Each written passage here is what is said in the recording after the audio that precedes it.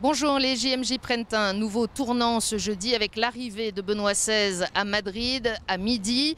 Beaucoup de rendez-vous prévus pour le pape avec les centaines de milliers de jeunes qui l'attendent. Et d'abord, ce soir à 19 h, la cérémonie de bienvenue. Demain soir, ce sera la méditation du chemin de croix. Samedi soir, la grande veillée. Et dimanche, en point d'orgue, la messe d'envoi à laquelle on annonce la participation de plus d'1 million de fidèles.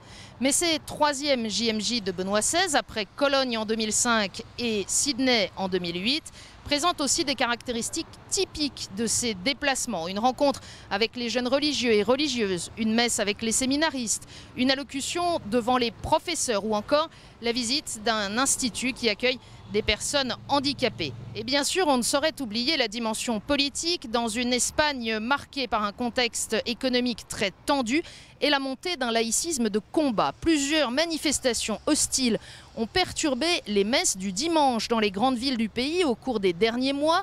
D'autres sont annoncées pour ces jours-ci. Benoît XVI en parlera vraisemblablement avec le roi Juan Carlos, avec le chef du gouvernement ou encore avec le chef de l'opposition avec qui différents entretiens sont programmés.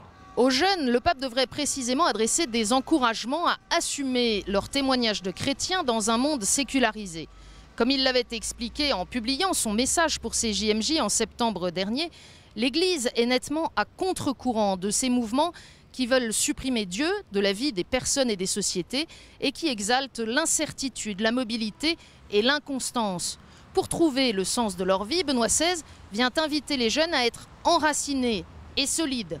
Et loin du joyeux vacarme madrilène, il a choisi un peu à contre-pied de consacrer ce mercredi sa dernière catéchèse avant son départ à l'importance de l'oraison, de la méditation dans le silence du cœur.